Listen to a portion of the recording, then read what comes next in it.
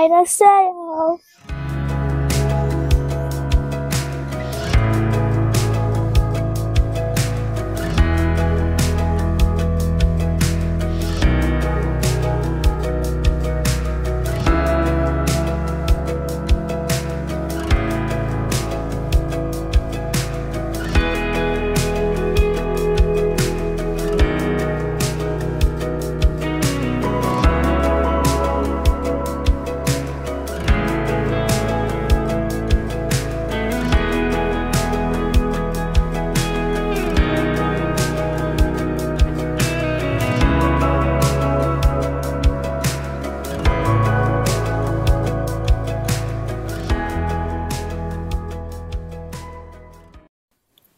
শিটং তিনচুলে দার্জিলিং নিয়ে এই যে আমার ভ্রমণ সিরিজ, তার তৃতীয় পর্বে আমি আপনাদের সঙ্গে শেয়ার করেছিলাম আমার শিটং থেকে তিনচুলে পৌঁছানোর অভিজ্ঞতা, যা আমরা শুরু করেছিলাম শিটং থেকে 9ই নভেম্বর সকাল 9টায়।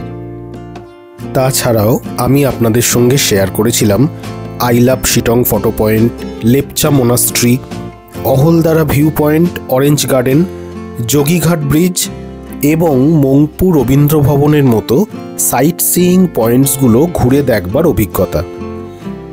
এছাড়াও তিনচুলের ছোটা মাংওয়ায় আমরা যে হোমস্টেতে ছিলাম সেই হোমস্টে গো গ্রিনের ফুল রিভিউ আপনারা পেয়ে যাবেন আগের ওই পর্বটিতে।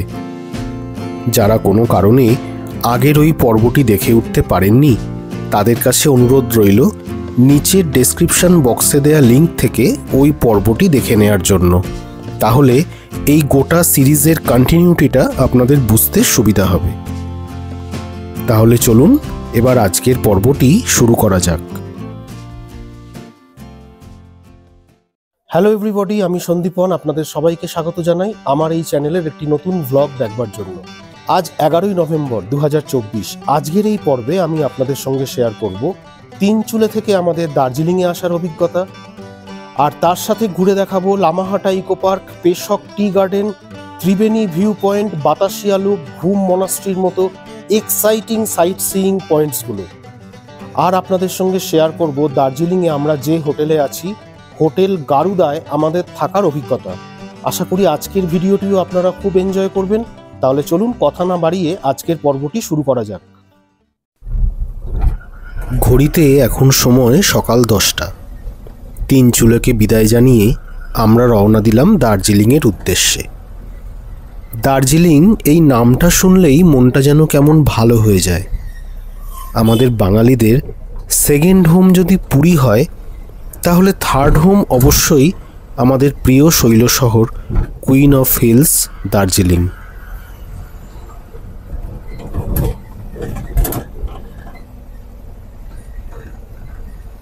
সাইট সিইংয়ে বেরিয়ে আজ আমরা প্রথমেই দেখে নেব ত্রিবেণী ভিউ পয়েন্ট। প্রকৃতিপ্রেমীদের জন্য এটা একটা দারুণ উপহার।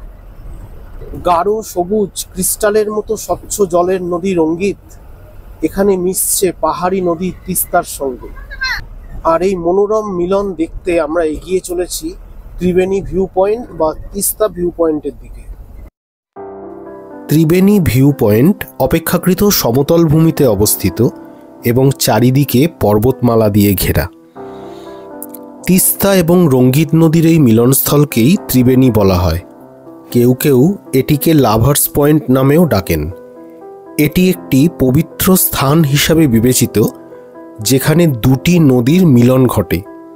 রঙ্গিতকে মেল রিভার হিসাবে ধরা হয়, যে এখানে তার গার্লফ্রেন্ড তিস্তার সঙ্গে মিলিত হয়। তাই এই স্থানের নাম হয়েছে লাভার্স পয়েন্ট।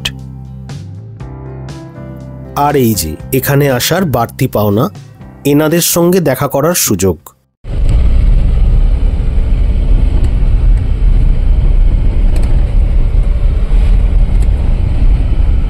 এরপর আমাদের গন্তব্য লামাহাটার কাছাকাছি একটি মনোরম চা বাগান, যার পোশাকি নাম পেশক টি গার্ডেন। এটি পেশক রোডের ধারেই অবস্থিত, যে পেশক রোড দার্জিলিং আর কালিম্পংকে কানেক্ট করে রেখেছে। আমরা চা বাগানের সবুজ গাছ, পাহাড়ের মনোমুগ্ধকর পরিবেশ এনজয় করার পাশাপাশি চা গাছের সারির মধ্যে দিয়েও হেঁটে বেড়াবো আর সাথে আপনাদেরও ঘুরিয়ে দেখাবো।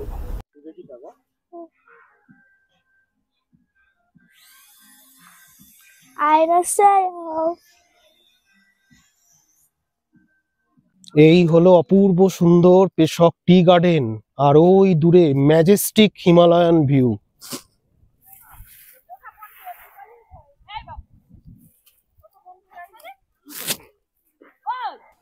পেশক টি গার্ডেনটি দার্জিলিংয়ের একটি ঐতিহ্যবাহী চা বাগান। এখানকার চায়ের স্বাদ ও গন্ধ বিশ্বজুড়ে বিখ্যাত। আর রোদ ঝলমলে দিনে এখান থেকে কাঞ্চনজঙ্ঘার একটা দারুণ ভিউ পাওয়া যায়। আর এখানে 50 টাকা রেন্টে বাচ্চাদের ও পুরুষদের এবং 100 টাকা রেন্টে মহিলাদের ট্র্যাডিশনাল ড্রেস পাওয়া যায়, যা পরে আপনারা চা বাগানের ভেতর ঘুরে বেরিয়ে এক অনন্য অভিজ্ঞতা অর্জন করতে পারেন। দারুণ এনজয় করলাম কিন্তু। আর এই ট্র্যাডিশনাল ড্রেস পরে এরকম একটা টি গার্ডেন দিয়ে ঘুরে বেড়ানো দারুণ দারুণ। আপনারাও তিনচুলে থেকে দার্জিলিং যাবার পথে পেশক রোডের ধারে এই পেশক টি গার্ডেন কিন্তু মিস করবেন না, দারুণ এক্সপিরিয়েন্স হবে কিন্তু। আমরা যার গাড়িতে চড়ে সাইট সিইং করতে বেরিয়েছি, বা বলা বাহুল্য পুরো ট্যুরটাই যার গাড়িতে করে ঘুরে দেখব, তার নাম মুস্কান থাপা। নামের সঙ্গে ওর স্বভাবেরও খুব মিল আছে। 12 বছরের অভিজ্ঞ ড্রাইভার, নিপুণ হাতে গাড়ি চালিয়ে আমাদেরকে ঘুরিয়ে ঘুরিয়ে দেখাচ্ছে। খুব ভদ্র মিশুক স্বভাবের একজন মানুষ। আমি ওর ফোন নাম্বার স্ক্রিনে ফ্ল্যাশ করছি, ডেসক্রিপশন বক্সেও দিয়ে রাখছি। আপনারা প্রয়োজন মতো ওর সাথে কিন্তু যোগাযোগ করে নিতে পারেন। মাথাপিছু 20 টাকার টিকিট সংগ্রহ করে আমরা প্রবেশ করলাম লামাহাট্টা ইকো পার্কে। লামাহাট্টা ইকো পার্ক এবং পাইন ফরেস্ট একটি মনোমুগ্ধকর জায়গা, যেখানে প্রকৃতির কোলে একটি শান্ত সময় কাটানো যায়। এই জায়গাটি সকালে ভ্রমণ করা সবচেয়ে ভালো, কারণ তখন ভিড় একটু কম থাকে। দার্জিলিং থেকে এই লামাহাট্টা ইকো পার্কটির distance 20 kilometre. Lamahatta eco park পশ্চিমবঙ্গের একটি অন্যতম মনোরম পর্যটন কেন্দ্র। গাঢ় সবুজ পাইনের অরণ্য আর চারিদিকে পাহাড় দিয়ে ঘেরা এই পার্কটি বিভিন্ন প্রজাতির অর্কিড আর নানা রকম ফুলের গাছে সুসজ্জিত এই লামাহাট্টা ইকো পার্ক।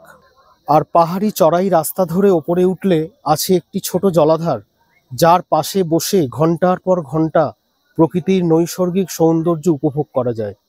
চলুন আপনাদের ঘুরিয়ে নিয়ে আসি। এই পার্কে প্রবেশ করার সঙ্গে সঙ্গেই আপনি একটি পরিচ্ছন্নভাবে সাজানো বাগান দেখতে পাবেন। আর এই বাগানে হাঁটার জন্য রয়েছে সুন্দরভাবে তৈরি করা একটি পেভড ওয়ে। আপনি যদি ভাগ্যবান হন এবং আকাশ যদি ক্লিয়ার থাকে, তবে এই পার্কের বিপরীত দিকে সাদা বরফে মোড়া কাঞ্চনজঙ্ঘার দর্শনও পেয়ে যেতে পারেন।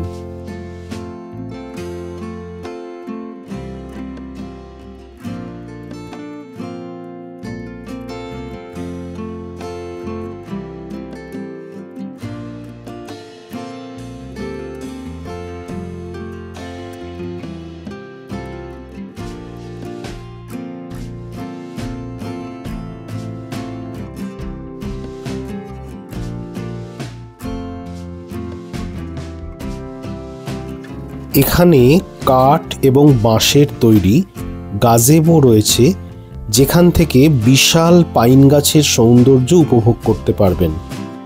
তবে পার্কটির প্রধান আকর্ষণ হলো ওপরের লেকটি, যেটি দেখতে হলে আপনাকে প্রায় 800 মিটার উঁচুতে ট্রেক করতে হবে। পাইন ফরেস্টের মধ্য দিয়ে সর্পিলাকার পথ ধরে উঠে যেতে হবে ওপরে। তবে যেটা বলার সেটা হলো এই ট্রেকটি কঠিন হতে পারে, তবে একবার টপে পৌঁছে গেলে কিন্তু দারুণ লাগবে। তবে আপনাদের জানিয়ে রাখি, ট্রেকের এই পথটি খাড়া এবং অসমান হওয়ার কারণে বয়স্ক লোকেদের, বিশেষ করে যাদের হাঁটু ও পায়ের সমস্যা আছে, তাদের এটি না করার পরামর্শই দেয়া হয়। এছাড়া এই পাহাড়ি পথে ট্রেক করার জন্য ভালো গ্রিপযুক্ত জুতো কিন্তু অবশ্যই পরতে হবে। আর জল সঙ্গে রাখবেন, কারণ হাঁটা কিছু লোকের জন্য ক্লান্তিকর তো হতেই পারে এবং ঠান্ডা আবহাওয়ায় গলা শুকিয়ে যেতে পারে। তবে এই পাহাড়ি পথে ওপরে উঠতে উঠতে হাঁপিয়ে গেলে বসার জন্য কিন্তু অনেক বেঞ্চের ব্যবস্থা করা আছে। আমরা ওপরে লেক পর্যন্ত পৌঁছাইনি, কিন্তু যতটা ঘুরেছি আসুন আপনাদেরও ততটাই ঘুরিয়ে দেখাই।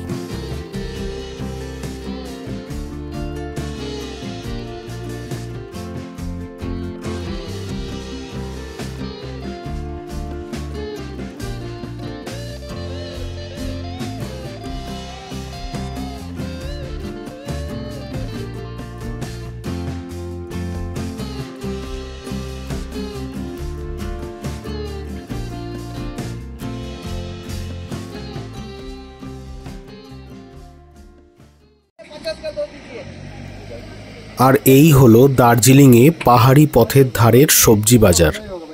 এখানে আমরা কয়েক মিনিটের হল্ট নিয়েছি, কারণ আমাদের গাড়ির ড্রাইভার মুস্কান তার বাড়ির জন্য কিছু সবজি কিনবে এখান থেকে।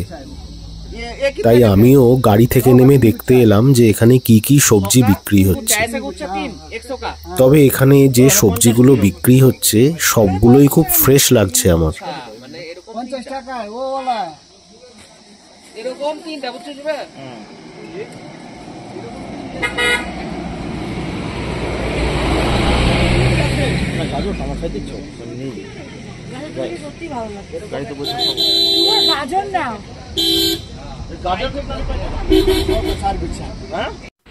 ধীরে ধীরে পাহাড়ি নির্জনতা এবং অরণ্য ঘেরা পরিবেশকে পিছনে ফেলে আমরা এসে পৌঁছে গেলাম ভিড়ে ঠাসা জোরবাংলো সিগন্যালের সামনে। এই জোরবাংলো সিগন্যাল থেকে ডান দিকে আধ ঘন্টা মতো গেলেই আমরা পৌঁছে যাব আমাদের প্রিয় পাহাড়ি শহর দার্জিলিংয়ে। তবে এই আধ ঘন্টাটা কখনো কখনো 1 ঘন্টা বা 2 ঘন্টাও হয়ে যেতে পারে, যেটা ডিপেন্ড করছে ট্রাফিক সিচুয়েশনের ওপর। আপনারা যারা 3 দিন বা 4 দিনের জন্য উত্তরবঙ্গে আসছেন তারা 2টো দিন দার্জিলিংয়ের জন্য রেখে অনায়াসে 1টা দিন বা 2টো দিন রাখতেই পারেন শিটং, লামাহাটা বা তিনচুলের জন্য, ঠিক যেমনটা আমাদের ট্যুর প্ল্যান ছিল। আর আমাদের এই সুন্দর কাস্টমাইজড ট্যুর প্ল্যান অ্যারেঞ্জ করে দিয়েছে ট্যুর কিংডম। আমি ট্যুর কিংডমের ফোন নাম্বার স্ক্রিনে ফ্ল্যাশ করছি। আপনারাও উত্তরবঙ্গ বা সিকিমের যে কোনো ডেস্টিনেশনে যাওয়ার ট্যুর প্ল্যান অ্যারেঞ্জ করিয়ে নিতে পারেন ট্যুর কিংডমের থেকে। ভালো হোমস্টে, হোটেল, ভালো খাওয়া দাওয়া কিংবা ভালো গাড়ি করে ঘোরার জন্য ট্যুর কিংডমের ওপরে ভরসা করা যেতেই পারে।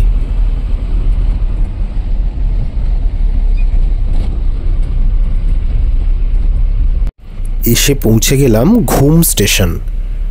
এই রেলওয়ে স্টেশনটি কিন্তু অল্টিটিউড ওয়াইজ ইন্ডিয়ার হাইয়েস্ট। শিলিগুড়ি থেকে দার্জিলিংয়ের যাত্রাপথে এটাই কিন্তু হাইয়েস্ট পয়েন্ট। আর এই ঘুম থেকে দার্জিলিং পৌঁছাতে মিনিট 20 সময় লাগবে। দার্জিলিংয়ে এন্ট্রির এই মোমেন্টটা কিন্তু মনে রাখার মতো। এত ভালো লাগে এখানে বারবার ফিরে আসতে যে কি বলবো। সাইট সিইংয়ে এবার দেখে নেব ঘুম মোনাস্ট্রি।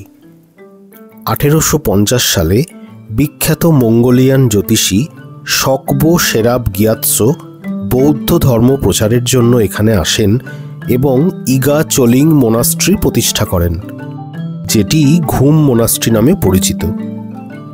এই মোনাস্ট্রি তিব্বতীয় বৌদ্ধ ধর্মের গেলুক সম্প্রদায় অনুসরণ করে এবং তরুণ ভিক্ষুদের বৌদ্ধ দর্শনের শিক্ষা প্রদান করে। চলে এলাম ঘুম মোনাস্ট্রি ঘুরে দেখতে। এটি দার্জিলিং জেলার একটা অন্যতম বিখ্যাত বুদ্ধা মোনাস্ট্রি। এখান থেকে দার্জিলিংয়ের ডিস্ট্যান্স 8 কিলোমিটার। আর আমি এখন দাঁড়িয়ে আছি 8000 ফুট উচ্চতায়। এই মোনাস্ট্রিকে অনেকে যোগচেন মোনাস্ট্রি নামেও চেনেন। আর এটি দার্জিলিং জেলায় যে কটি প্রাচীন মোনাস্ট্রি আছে তার মধ্যে একটা। এখানকার শান্ত নিরিবিলি পরিবেশ আর চারপাশের প্রাকৃতিক সৌন্দর্য ভীষণ ভালো লাগছে। চলুন মোনাস্ট্রির ভেতরটা একবার ঘুরিয়ে নিয়ে আসি। এই বৌদ্ধ মঠের শান্ত পরিবেশ বিভিন্ন স্থান থেকে মানুষকে আকর্ষণ করে। এই মঠটি সকাল 9টা থেকে সন্ধে 6টা পর্যন্ত প্রতিদিন খোলা থাকে। তিব্বতীয় ভাস্কর্যের আদলে এই বৌদ্ধ মঠটির নির্মাণ কাজ সম্পন্ন হয়।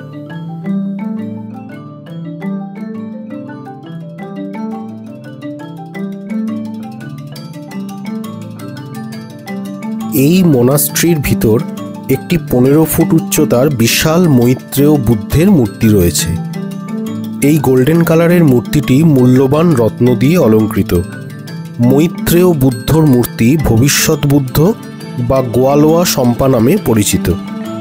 বৌদ্ধ ঐতিহ্য অনুসারে মৈত্রেয় বুদ্ধ গৌতম বুদ্ধের উত্তরসূরি হবেন এবং ভবিষ্যতে পৃথিবীতে আবির্ভূত হয়ে ধর্ম মহা শিক্ষা দেবেন। মৈত্রেয়র আগমনের ভবিষ্যৎবাণী এমন এক সময়ের কথা বলে যখন ধর্ম প্রায় ভুলেই যাওয়া হবে।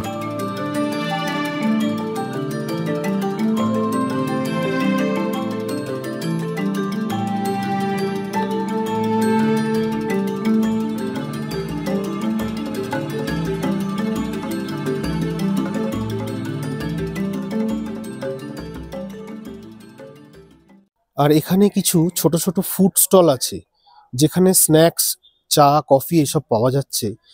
আর কিছু লোকাল স্টলও আছে যেখানে উলেন গার্মেন্টস বিক্রি হচ্ছে। চলে এলাম আজকের last site seeing point Batasia লুপে, যেখানে এন্ট্রি টিকিট পার পার্সন 20 টাকা। আর এই দেখুন, এখানে মরশুমি ফুল গাছগুলো টবে লাগানো হয়েছে, কি অপূর্ব লাগছে দেখতে।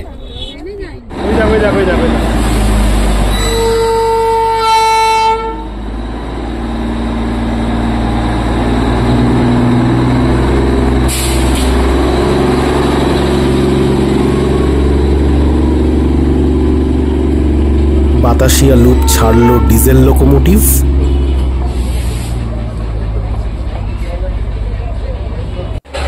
আর তার পিছনেই আসছে স্টিম লোকোমোটিভ।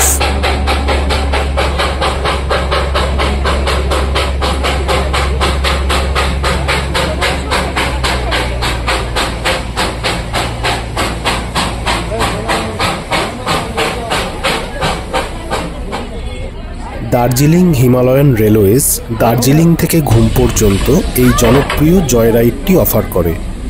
এই জয়রাইডের ফেয়ার ডিজেল ইঞ্জিনে 1000 টাকা পার পার্সন এবং স্টিম ইঞ্জিনে 1600 টাকা পার পার্সন। ট্রেনগুলি বাতাসিয়া লুপে 10 মিনিট এবং ঘুম স্টেশনে 30 মিনিটের জন্য থামে, যেখানে ডিএইচআর রেলওয়ে মিউজিয়াম পরিদর্শনের সুযোগ থাকে এবং এই ভাড়ার মধ্যেই মিউজিয়ামে প্রবেশের টিকিটও অন্তর্ভুক্ত থাকে। ট্রেনগুলির সিট রিজার্ভেশন করা যায় অনলাইনে www.irctc.co.in ওয়েবসাইটে।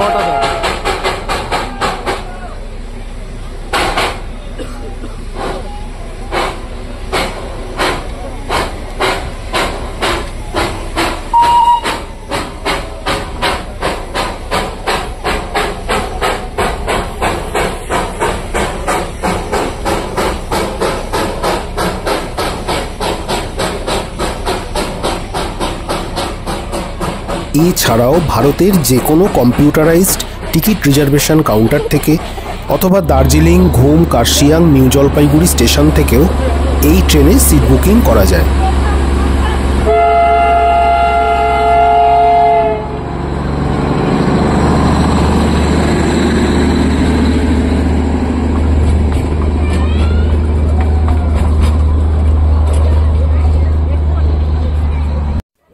আপনি যখন গার্ডেনের মধ্যে দাঁড়িয়ে এই টয় ট্রেনগুলিকে সার্কুলার ট্র্যাকের মধ্যে চলতে দেখবেন আর সিটি বাজানোর শব্দ শুনবেন, একটি অসাধারণ মুহূর্ত উপভোগ করতে পারবেন। প্রায় 50,000 স্কোয়ার ফুট এরিয়া নিয়ে বিস্তৃত এই বাতাসিয়া লুপটি প্রতিদিন সকাল 6টা থেকে বিকেল 5টা পর্যন্ত ওপেন থাকে। দার্জিলিং এবং ঘুমের মধ্যে অবস্থিত এই বাতাসিয়া লুপটি আশেপাশের প্রাকৃতিক দৃশ্যের 360 ডিগ্রি প্যানোরামিক ভিউ প্রদান করার পাশাপাশি এই বাতাসিয়া লুপে আছে একটি ওয়ার মেমোরিয়াল, যা সাহসী গোর্খা সৈনিকদের সম্মান জানায় যারা স্বাধীনতার যুদ্ধে তাদের জীবন উৎসর্গ করেছিলেন। 1995 সালে খোলা এই ওয়ার মেমোরিয়ালে আছে একটি 3 মিটার উচ্চ ব্রোঞ্জের গোর্খা সৈনিকের মূর্তি। আপনি যদি দার্জিলিং ভ্রমণের পরিকল্পনা করেন তাহলে বাতাসিয়া লুপটি অবশ্যই আপনার দর্শনীয় স্থানের তালিকায় থাকা উচিত। ঘন সবুজ ঘাস ও নানা ফুল গাছে সুসজ্জিত এই উদ্যানটিতে আছে I love Darjeeling selfie point, যার সামনে সেলফি তোলাটা বোধহয় ম্যান্ডেটরি। আর এখন সময় আমাদের লাঞ্চ করার। ঘড়িতে বাজে বিকেল 4টে। আমরা এসে গেছি স্যান্টা ভ্যান্টা ধাবার সামনে। চলুন ভেতরে গিয়ে দেখি আজ লাঞ্চে কি নেওয়া যায়। প্রসঙ্গত জানিয়ে রাখি, যেহেতু দার্জিলিংয়ে সাইট সিইং করতে প্রায় সারাটা দিনই হোটেলের বাইরে কাটাতে হয়, তাই দার্জিলিংয়ে লাঞ্চ ট্যুর প্ল্যানের অন্তর্ভুক্ত থাকে না, অর্থাৎ এটি আমাদের নিজেদের খরচে করতে হবে।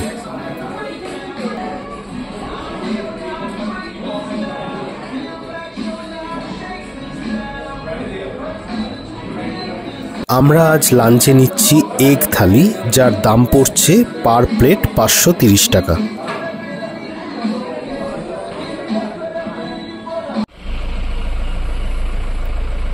ঘড়িতে বাজে বিকেল 5টা, আর আমরা এবার যাচ্ছি আমাদের হোটেলে।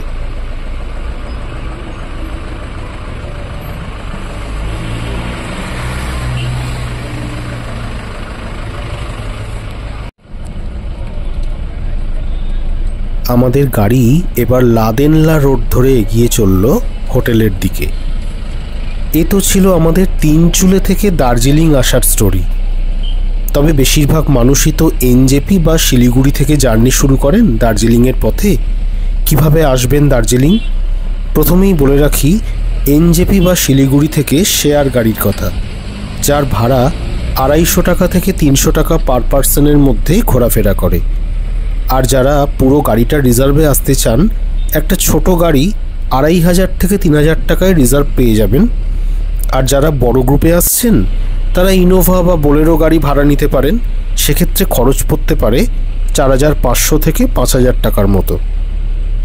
আমাদের 5 days 4 nights-এর ট্যুর প্ল্যানটি বিশদে নিচের ডেসক্রিপশন বক্সে দেওয়া রইল, প্রয়োজনে আপনারা দেখে নিতে পারেন। এসে গেছি হোটেলের সামনে, এবার নামতে হবে। ঘড়িতে সময় বিকেল 5:30, আর আমরা এসে পৌঁছলাম আমাদের হোটেলের সামনে।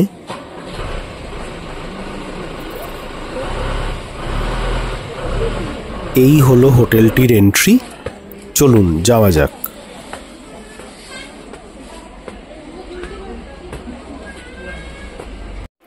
এই হচ্ছে আমাদের হোটেল, যার নাম হোটেল গারুড়া, বা যে নামে এটি অধিক পরিচিত, হোটেল গারুদা। আর এটা রিসেপশন এরিয়া। বেশ সুন্দর, পরিষ্কার পরিচ্ছন্ন, ওয়েল মেনটেন্ড।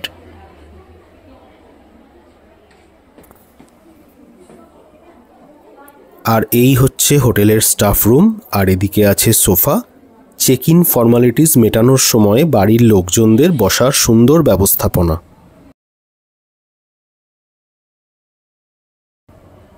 এই হোটেলটি লাদেনলা রোডের ওপর অবস্থিত এবং কেভেন্টার্স বা চকবাজার থেকে এই হোটেলটির ডিস্টেন্স অ্যাপ্রক্স 500 মিটার।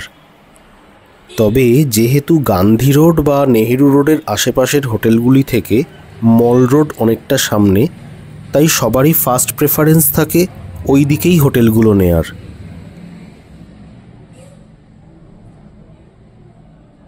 এই হোটেলে ইন হাউস রেস্তোরাঁ আছে, room service facilities, free wifi, এমনকি ইন্টারকম ফেসিলিটিসও অ্যাভেলেবেল। তবে এই প্রপার্টিটায় কোনো লিফট নেই। ঘরে গিয়ে ঘরটা তো দেখাবই, আর আমরা যে রুমটায় আছি সেই রুমটার ট্যারিফ কত ঘরে গিয়েই বলছি। আর এই লবি ধরে সোজা এগোতে হবে আমাদের রুমে পৌঁছানোর জন্য। আমরা আছি এই হোটেলটির 4th ফ্লোরে, আর ইন হাউস রেস্তোরাঁটি আছে গ্রাউন্ড ফ্লোরে, যেটি আমি ডিনার করার সময় আপনাদের ঘুরিয়ে দেখাবো। এই সিঁড়ি দিয়ে নিচে নেমে গ্রাউন্ড ফ্লোরে আছে হোটেলের ডাইনিং এরিয়াটি। আর এই হোটেলটির রুফটপে আছে একটি সুন্দর কনফারেন্স রুম। এখানেও আছে বসার ব্যবস্থা।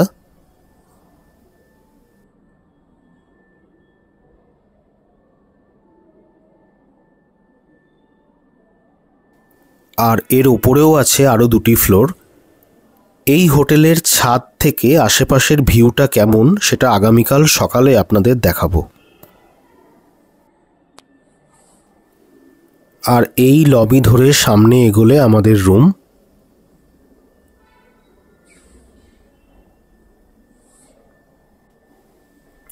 চলুন এবারে আপনাদের রুম ট্যুরটা করিয়ে দিই। এই হলো আমাদের রুম, রুম নাম্বার 403।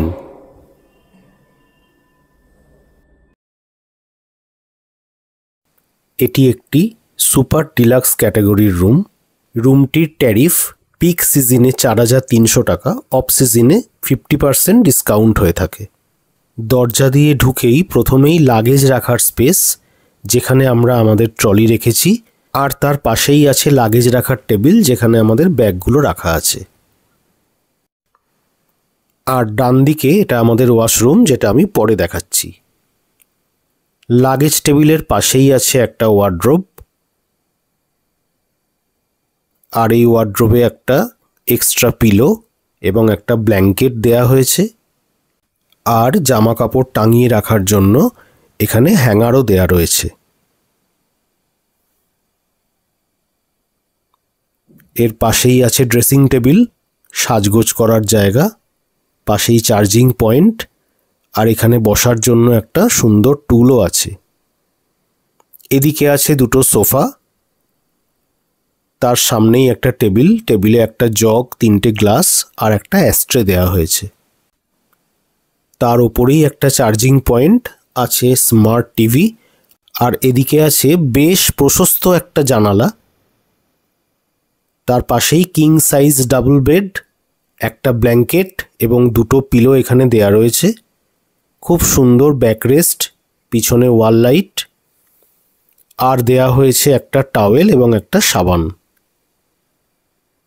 বেডটির এই পাশে আছে একটা বেড সাইড টেবিল, আবার অন্য পাশেও আরেকটি বেড সাইড টেবিল আছে। আছে ইন্টারকম এবং দেয়া হয়েছে একটি মেনু কার্ড।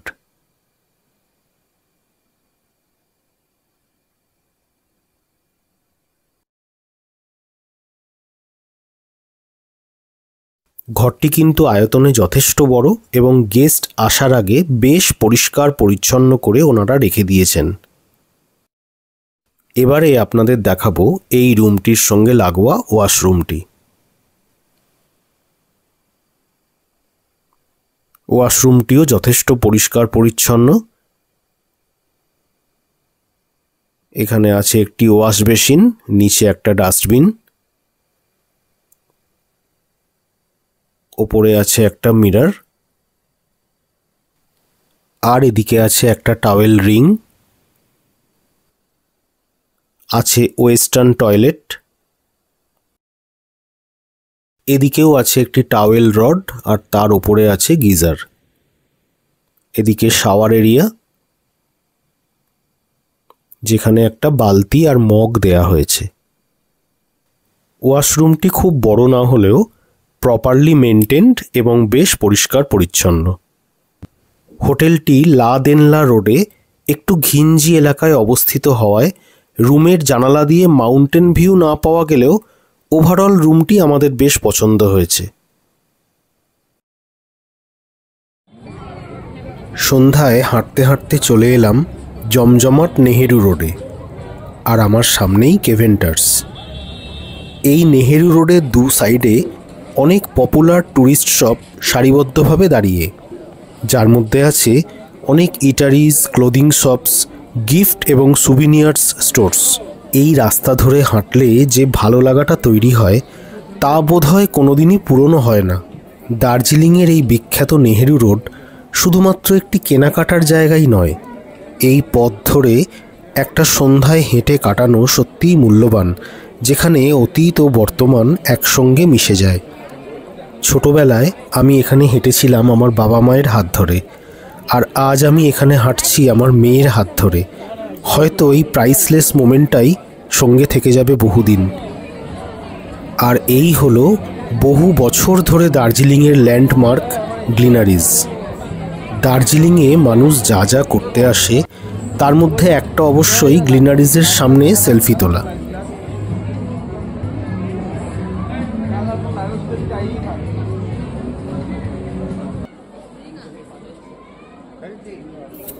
নেহেরু রোড ধরে হাঁটতে হাঁটতে এসে পৌঁছে গেলাম চৌরাস্তার ফাউন্টেনের কাছে। আর এই ঠান্ডায় এখানে এসে যেটা না করলেই নয় সেটা হলো 30 টাকার ফেমাস কফিতে চুমুক দেয়া। চলুন এবার ফিরে যাওয়া যাক।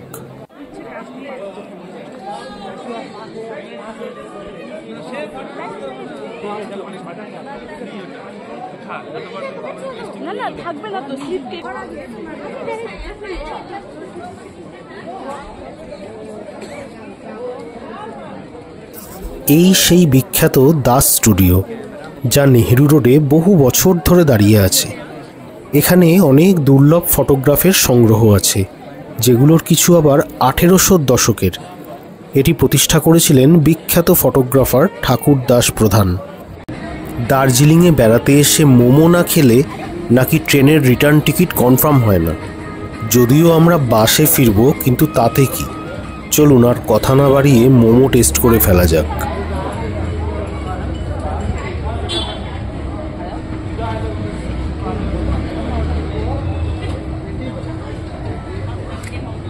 আমরা নিয়েছি ভেজ মোমো, 90 টাকা প্লেট, আছে 8 পিস মোমো।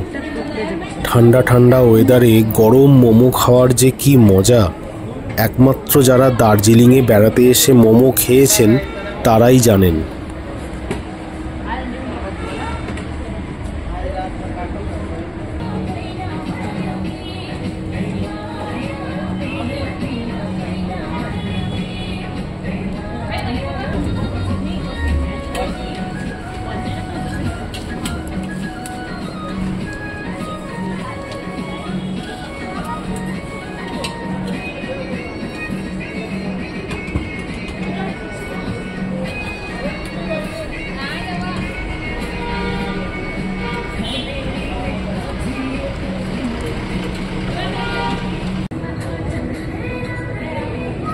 আর এবার খাবো দই ফুচকা। 6 পিস ফুচকা, দাম 50 টাকা।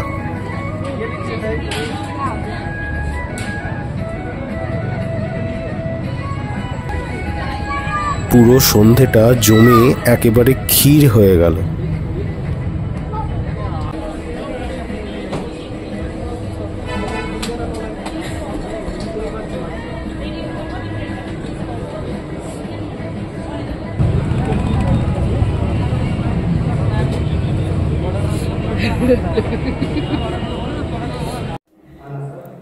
এবারে আপনাদের হোটেলের ডাইনিং এরিয়াটা দেখিয়ে আনি। আমরা আছি এই হোটেলের 4th ফ্লোরে, যেমনটা আপনাদের আমি আগেই বলেছিলাম। আর এই হোটেলের ডাইনিং এরিয়াটি আছে গ্রাউন্ড ফ্লোরে। যদিও এই হোটেলে রুম সার্ভিস ফেসিলিটি অ্যাভেলেবেল, কিন্তু ডাইনিং এরিয়াটা কেমন তা দেখার জন্য এবং অবশ্যই আপনাদেরও দেখাবার জন্যই আমরা নিচে ডাইনিং হলে ডিনার করতে যাচ্ছি। যেহেতু এই হোটেলটিতে লিফট নেই, তাই সিঁড়ি দিয়ে নিচে নেমে ডাইনিং হলে আসাটা যারা বয়স্ক মানুষ আছেন বা যাদের হাঁটুর সমস্যা আছে তাদের পক্ষে একেবারেই পসিবল নয়।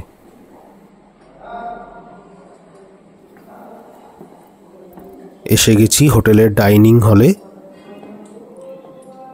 ডাইনিং হলটা কিন্তু যা দেখতে পাচ্ছি বেশ বড়সড়, একসাথে অনেকজন বসার পক্ষেও খুব একটা অসুবিধে হবে বলে মনে হয় না। আচ্ছা, আমাদের ডিনারে আজকে আছে রুটি, সাথে আছে মিক্সড পিকল, আর এদিকে আছে আলু ভাজা, আছে আলু ফুলকপির একটা তরকারি, মুসুর ডাল এবং আছে এগ কারি। তাহলে এবার চটপট ডিনারটা সেরে ফেলা যাক। আপনাদের এবার আমি ঘুরিয়ে দেখাবো আমাদের এই হোটেল গরুড়া বা হোটেল গারুদার রুফটপ কনফারেন্স রুমটি। এই হলো কনফারেন্স রুম। একসাথে অনেক জনের বসার সুন্দর ব্যবস্থাপনা রয়েছে।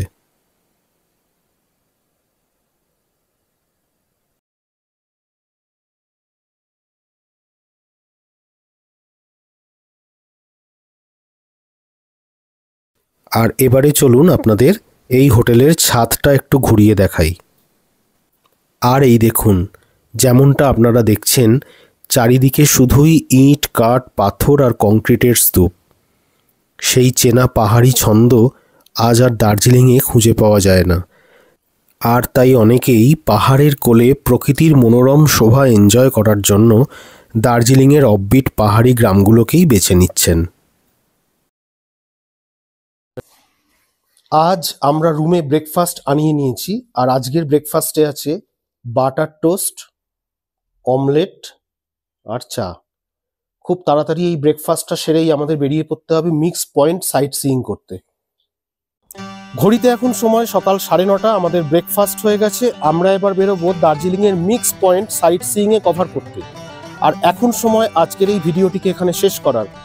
যদি আজকের ভিডিওটি আপনারা এনজয় করে থাকেন, যদি আজকের ভিডিওটি থেকে আপনারা কোনোভাবে উপকৃত হয়ে থাকেন, তাহলে কাইন্ডলি লাইক দেবেন, আপনাদের ফিডব্যাক কমেন্টে লিখবেন, ভিডিওটিকে শেয়ার করবেন, আর আমার সাথে কানেক্টেড থাকার জন্য অবশ্যই চ্যানেলটিকে সাবস্ক্রাইব করে দেবেন এবং সাবস্ক্রাইব বাটনের নিচে থাকা বেল আইকনটি প্রেস করবেন। তাতে আমি যখনই এই চ্যানেলে কোনো নতুন ভিডিও আপলোড করব, তার ইনস্ট্যান্ট নোটিফিকেশন আপনাদের কাছে পৌঁছে যাবে। ভালো থাকবেন, খুব শীঘ্রই ফিরে আসছি নতুন একটা কন্টেন্ট নিয়ে।